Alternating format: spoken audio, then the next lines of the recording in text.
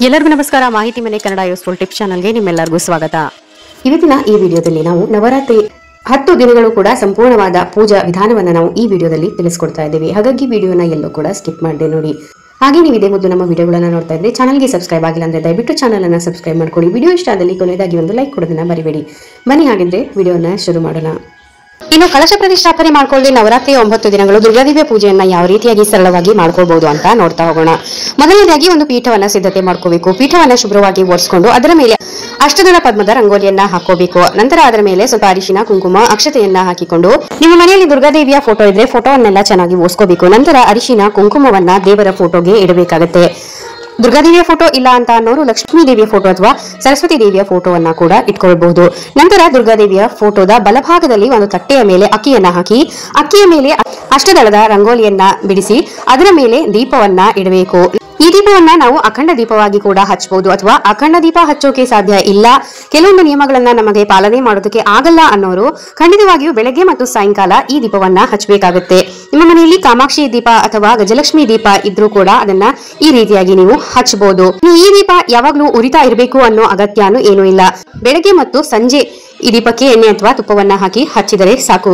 ಅದಾದ ನಂತರ ದುರ್ಗಾದೇವಿಯ ಫೋಟೋಗೆ ಗೆಜ್ಜೆ ವಸ್ತ್ರವನ್ನ ಹಾಕಿ ಆನಂತರ ಹೂವಿನ ಹಾರವನ್ನ ಹಾಕಿ ಅಲಂಕಾರವನ್ನ ಮಾಡಿಕೊಳ್ಳಬೇಕು. ಕಳಶವನ್ನು ಇಟ್ಟು ಪೂಜೆ ಮಾಡುವಂತಹ ಪದ್ಧತಿ ನಿಮಗೆ ಇದ್ರೆ ಖಂಡಿತವಾಗಿಯೂ ಕಳಶವನ್ನ ಪ್ರತಿಷ್ಠಾಪನೆ ಮಾಡಬಹುದು. ಅಥವಾ ಕಳಶವನ್ನ ಪ್ರತಿಷ್ಠಾಪನೆ ಮಾಡದೆಯೇ ಸರಳವಾಗಿ ಪೂಜೆ ಮಾಡ್ಕೊಳ್ತೀನಿ ಅನ್ನೋರು ಈ ರೀತಿಯಾಗಿ ಪೂಜೆಯನ್ನ ಮಾಡ್ಕೊಳ್ಬಹುದು. ದೇವರ ಫೋಟೋಗೆ ಹೂವಿನ ಅಲಂಕಾರವನ್ನ ಮಾಡಬೇಕು. ಹಾಗೆಯೇ ಆ ದಿನದಂದು ಬೇವಿನ ಎಲೆಗಳು, ಬೇವಿನ ಸೊಪ್ಪು ಸಿಕ್ಕಿದ್ರೆ ನೀವು ಫೋಟೋಗೂ ಕೂಡ ಅದರಿಂದ ಅಲಂಕಾರವನ್ನ ಮಾಡಬಹುದು. ಬೇವಿನ ಸೊಪ್ಪನ್ನು ದುರ್ಗಾದೇವಿಯ ಪೂಜೆಯಲ್ಲಿ ಇಟ್ಟು ಪೂಜೆ ಮಾಡೋದು ಬಹಳನೇ ಶ್ರೇಷ್ಠ. ಇನ್ನು ಫೋಟೋದ ಮುಂದೆ 2 ದೀಪಗಳನ್ನ ಹಚ್ಚಿ ಇಡಬೇಕು. ದೀಪಗಳಿಗೂ ಕೂಡ ಅರಿಶಿನ, ಕುಂಕುಮವನ್ನ ಇಟ್ಟು ಹೂಗಳನ್ನ ಇಟ್ಟು ಅಲಂಕಾರವನ್ನ ಮಾಡಿಕೊಳ್ಳಬೇಕು.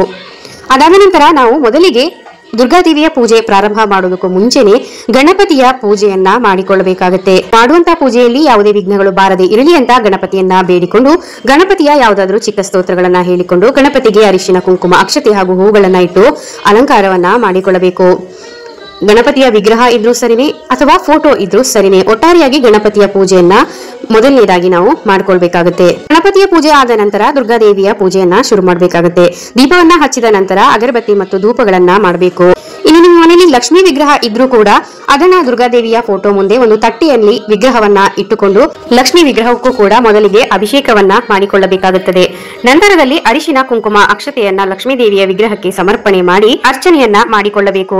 ಅರ್ಚನೆಯನ್ನ ನೀವು ದೇವರಿಗೆ ಅರ್ಪಿಸುವಂತಹ ಚಿಕ್ಕ ಚಿಕ್ಕ ಬಳೆಗಳಿಂದಲೂ ಕೂಡ ಮಾಡಿಕೊಳ್ಬಹುದು ಅಥವಾ ಅಕ್ಷತೆಯಿಂದ ಮಾಡಿಕೊಳ್ಳಬಹುದು. ಕುಂಕುಮದ ಅರ್ಚನೆಯನ್ನ ಮಾಡಿಕೊಳ್ಳಬಹುದು. ಕವಡೆ, ಗೋಮತಿ ಚಕ್ರ, ಶ್ರೀಫಲ, ಕಮಲದ ಬೀಜಗಳಿಂದನೂ ಕೂಡ ನೀವು ಅರ್ಚನೆಯನ್ನ ಮಾಡಿಕೊಳ್ಳಬಹುದು. ಅಥವಾ ದೇವರಿಗೆ ಅಂತಾನೆ ಚಿಕ್ಕ ಚಿಕ್ಕ ಕಾಯಿನ್ಸ್ ಗಳು ಸಿಗುತ್ತೆ ಅಥವಾ ಬೆಳ್ಳಿಯ ಹೂಗಳು ಇದ್ರೂ ಕೂಡ ಅದರಿಂದಲೂ ನೀವು ಅರ್ಚನೆಯನ್ನ ಮಾಡಿಕೊಳ್ಳಬಹುದು. ಲಕ್ಷ್ಮೀ ದೇವಿಯ ಅಷ್ಟೋತ್ತರವನ್ನ ಅಥವಾ ಸರಸ್ವತಿಯ ಅಷ್ಟೋತ್ತರವನ್ನ ಅಥವಾ ದುರ್ಗಾದೇವಿಯ ಅಷ್ಟೋತ್ತರವನ್ನ ಹೇಳಿಕೊಂಡು ನೀವು ಅರ್ಚನೆಯನ್ನ ಮಾಡಿಕೊಳ್ಳಬೇಕು. ಅಥವಾ ಒಂದು ವೀಳ್ಯದೆಲೆಯನ್ನ ತೆಗೆದುಕೊಂಡು ಅದರ ಮೇಲೆ ಒಂದು ಕಾಯಿನ್ ಅನ್ನ ಇಟ್ಟು ಅದರ ಮೇಲೆ ಅರಿಶಿನ, ಕುಂಕುಮ, ಸ್ವಲ್ಪ ಅಕ್ಷತೆಯನ್ನ ಹಾಕಿಕೊಂಡು ಅದರ ಮೇಲೂ ಕೂಡ ನೀವು ಕುಂಕುಮ ಅರ್ಚನೆಯನ್ನ ಮಾಡ್ಕೋಬಹುದು. ಇನ್ನು ಸರಳವಾಗಿ ಪೂಜೆ ಮಾಡೋರು ಕೂಡ 9 ದಿನ ಹೂಗಳನ್ನಾಗಿರ್ಬೋದು, ನೈವೇದ್ಯವನ್ನಾಗಿರ್ಬೋದು ದೇವಿಗೆ ಅರ್ಪಿಸಿ ಪೂಜೆಯನ್ನ ಮಾಡಿಕೊಳ್ಳಬೇಕು.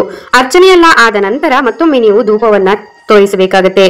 ನೈವೇದ್ಯವನ್ನು ಕೂಡ ಮಾಡಿ ಇಟ್ಟು ನಂತರ ಸರಳವಾಗಿ ಪೂಜೆ ಮಾಡಿದ್ರು ಕೂಡ ಮಡಿಲಕ್ಕಿಯನ್ನ ಇಡಬೇಕಾಗುತ್ತೆ.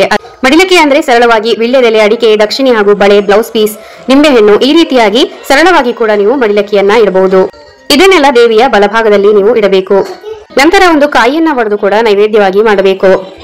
ಕೊನೆಯದಾಗಿ ಮಂಗಳಾರತಿಯನ್ನ ಮಾಡಬೇಕು. ಕರ್ಪೂರವನ್ನ ಹಚ್ಕೊಂಡು ಆರತಿಯನ್ನ ಮಾಡುವಾಗ ದುರ್ಗಾದೇವಿಯ ಸ್ತೋತ್ರಗಳನ್ನು ಹೇಳಿಕೊಂಡು ಐಗಿರಿ ನಂದಿನಿ ಹಾಡು ಅಥವಾ ದುರ್ಗಾದೇವಿಯ ಬೇರೆ ಯಾವುದೇ ಸ್ತೋತ್ರಗಳು ಹೇಳಿಕೊಂಡು ಪೂಜೆಯನ್ನ ಮಾಡಬೇಕು. ನಂತರ ನಿಮ್ಮ ಮನೆಯಲ್ಲಿ ದುರ್ಗಾ ಸಪ್ತಶತಿ ಅಥವಾ ದೇವಿ ಮಹಾತ್ಮೆ ಬುಕ್ ಇದ್ರೆ ಖಂಡಿತವಾಗಿಯೂ ದೇವಿಯ ಮುಂದೆ ಕುಳಿತುಕೊಂಡು ಬುಕ್ ಅನ್ನು ಓದಿ ಪಾರಾಯಣವನ್ನ ಕೂಡ ನೀವು ಮಾಡಬಹುದು. ಇದೇ ರೀತಿಯಾಗಿ ನೀವು ಸರಳವಾಗಿ ಪೂಜೆಯನ್ನ ಮಾಡಿಕೊಳ್ಳಬಹುದು. 9 ದಿನಗಳ ಕಾಲ ಕೂಡ ನೀವು ಬೇರೆ ಹೂಗಳನ್ನೆಲ್ಲ ತೆಗೆದು ಬೇರೆ ಬೇರೆ ಹೊಸ ಹೂಗಳನ್ನ ಇಟ್ಟು ಹೊಸ ನೈವೇದ್ಯವನ್ನ ದೇವಿಗೆ ಅರ್ಪಿಸಿ ಪೂಜೆಯನ್ನ ಮಾಡಬೇಕಾಗುತ್ತೆ. ಇನ್ನು ಕೊನೆಯದಾಗಿ ವಿಜಯದಶಮಿ ದಿನದಂದು ನೀವು ವಿಸರ್ಜನೆಯನ್ನ ಮಾಡಬೇಕಾಗುತ್ತದೆ. ಇದಿಷ್ಟು ಸರಳವಾಗಿ ಪೂಜೆ ಮಾಡಿಕೊಳ್ಳಬಹುದಾದ ವಿಧಾನವಾಗಿದೆ. ಇನ್ನು ವಿಸರ್ಜನೆ ಹೇಗೆ ಮಾಡೋದು ಅಂತ ನೋಡೋದಾದ್ರೆ 9 ದಿನ ಪೂಜೆ ಆದ ನಂತರ ವಿಜಯದಶಮಿಯ ದಿನದಂದು ಬನ್ನಿ ಪತ್ರೆಯನ್ನ ಮನೆಗೆ ತೆಗೆದುಕೊಂಡು ಬಂದು ಹಿರಿಯರಿಗೆ ಅದನ್ನ ಕೊಟ್ಟು ಅವರ ಕಾಲಿಗೆ ನಮಸ್ಕಾರ ಮಾಡಿ ಆಶೀರ್ವಾದವನ್ನ ತೆಗೆದುಕೊಂಡು ಪೂಜೆಯನ್ನ ಅವತ್ತಿನ ವಿಜಯದಶಮಿ ಪೂಜೆಯಲ್ಲಿಯೂ ಕೂಡ ವಿಧ ವಿಧವಾದ ಹೂಗಳಿಂದ ದೇವಿಯನ್ನ ಅಲಂಕಾರ ಮಾಡಿ ನೈವೇದ್ಯವನ್ನ ಮಾಡಿ ಪೂಜೆಯನ್ನೆಲ್ಲ ಮಾಡಿ ನಂತರ ನೀವು ವಿಸರ್ಜನೆಯನ್ನ ಮಾಡಬೇಕಾಗುತ್ತದೆ.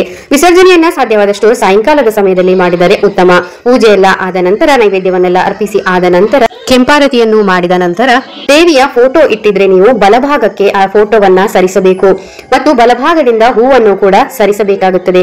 ಅಥವಾ ಕಳಶವನ್ನ ಇಟ್ಟಿದ್ರು ಕೂಡ 3 ಬಾರಿ ಮೇಲಕ್ಕೆ ಕೆಳಗೆ ಎತ್ತಿ ಇಟ್ಟು ನಂತರದಲ್ಲಿ 3 ಬಾರಿ ಬಲಕ್ಕೆ ಸರಿಸಬೇಕು. ಈ ರೀತಿಯಾಗಿ ಮಾಡುವುದರಿಂದ ವಿಸರ್ಜನೆ ಆದಂತೆ ಆಗುತ್ತದೆ. ಇನ್ನು ವಿಜಯದಶಮಿ ದಿನ ವಿಸರ್ಜನೆ ಆದ ಕೂಡಲೇ ನಾವು ಕಳಶವನ್ನಾಗಲಿ ದೇವರ ವಸ್ತುಗಳನ್ನ ತೆಗೆದಿಡಲು ಹೋಗಬಾರದು. ಮಾರನೇ ದಿನವೇ ನಾವು ದೇವರಿಗೆ ಇಟ್ಟಂತಹ ವಸ್ತುಗಳನ್ನೆಲ್ಲ ತೆಗೆದಿಡಬೇಕಾಗುತ್ತದೆ. ಅಖಂಡ ದೀಪವನ್ನ ಹಚ್ಚಿದ್ರೆ ಅಖಂಡ ದೀಪವನ್ನು ಕೂಡ 3 ಬಾರಿ ಬಲಕ್ಕೆ ತಿರುಗಿಸುವುದರ ಮೂಲಕ ವಿಸರ್ಜನೆಯನ್ನ ಮಾಡಿಕೊಳ್ಳಬೇಕು. ಅಖಂಡ ದೀಪವು ಅದರಷ್ಟಕ್ಕೆ ಅದೇ ಶಾಂತವಾಗುವವರೆಗೂ ಕೂಡ ಅದನ್ನ ಉರಿಯಲು ಬಿಡಬೇಕು. ನಂತರದಲ್ಲಿ ನೀವು ಅಖಂಡ ದೀಪವನ್ನ ಗೌರವಪೂರ್ವಕವಾಗಿ ಯಾವುದಾದ್ರೂ ನದಿಯಲ್ಲಿ ಬಿಡಬೇಕು. ಅಖಂಡ ದೀಪದ ಕೆಳಗೆ ಇಟ್ಟಿರುವಂತಹ ಅಕ್ಕಿ ಆಗಿರ್ಬೋದು ಅಥವಾ ಕಳಶದ ಕೆಳಗೆ ಇಟ್ಟಿರುವಂತಹ ಅಕ್ಕಿ ಆಗಿರ್ಬೋದು, ಅದು ಚೆನ್ನಾಗಿದ್ರೆ ಅದನ್ನ ಬೇರೆಯವರಿಗೆ ಅಂದ್ರೆ ಬಡವರಿಗೆ ನೀವು ಸ್ವಲ್ಪ ದಕ್ಷಿಣೆ ಸಮೇತವಾಗಿ ದಾನವಾಗಿ ಮಾಡಬಹುದು. ಅಥವಾ ನೀವೇ ಅದರಿಂದ ಸಿಹಿಯನ್ನ ತಯಾರಿಸಿ ಸೇವಿಸಬಹುದು. ಅಥವಾ ಅಕ್ಕಿ ಎಣ್ಣೆ ಏನಾದ್ರು ತಗಲಿ ಹಾಳಾಗಿದೆ ಅಂತ ಆದ್ರೆ ಅದನ್ನ ಕೂಡ ದೀಪವನ್ನ ಬಿಡುವಾಗ ಅದರ ಜೊತೆಯಾಗಿ ನೀವು ನದಿಯೊಳಗೆ ಬಿಡಬಹುದು. ಇನ್ನು ದೇವರಿಗೆ ಅರ್ಪಿಸಿದಂತಹ ಹೂಗಳಾಗಿರ್ಬೋದು ಅಥವಾ ಬೇರೆ ಮಾವಿನ ಎಲೆ ವಿಳ್ಯದೆಲೆ ಯಾವುದೇ ಆಗಿದ್ರು ಕೂಡ ಅದನ್ನು ಕೂಡ ನೀವು ಯಾರು ತುಳಿಯದಿರುವಂತಹ ಜಾಗದಲ್ಲಿ ಯಾವುದಾದ್ರೂ ಮರದ ಬುಡದ ಕೆಳಗೆ ಹಾಕಬೇಕಾಗುತ್ತೆ. ಇನ್ನು ಕಳಶಕ್ಕೆ ಇಟ್ಟಿರುವಂತಹ ನೀರನ್ನೆಲ್ಲ ಮನೆಗೆ ಪ್ರೋಕ್ಷಣೆ ಮಾಡಿ ನಿಮ್ಮ ಮೇಲೂ ಕೂಡ ಪ್ರೋಕ್ಷಣೆಯನ್ನ ಮಾಡಿಕೊಂಡು ಅದನ್ನು ಯಾರು ತುಳಿದಿರೋ ಹಾಗೆ ಯಾವುದಾದ್ರೂ ಗಿಡಕ್ಕೆ ನೀವು ಹಾಕಬೇಕಾಗುತ್ತೆ. ಗಿಡಕ್ಕೆ ಹಾಕುವಾಗಲೂ ಕೂಡ ಆ ನೀರು ಕೆಳಗಡೆ ಚೆಲ್ಲದಂತೆ ನೀವು ಜಾಗ್ರತೆಯನ್ನ ವಹಿಸಬೇಕಾಗುತ್ತೆ. ಇನ್ನು ಕಾಯಿಯಿಂದ ನೀವು ಸಿಹಿ ನೈವೇದ್ಯವನ್ನ ಮಾಡಿ ನೀವು ಅದನ್ನ ಸೇವಿಸಬಹುದು. ಇನ್ನು ಇದಿಷ್ಟು ವಿಸರ್ಜನೆಯ ಬಗ್ಗೆ ಮಾಹಿತಿಯಾಗಿದೆ.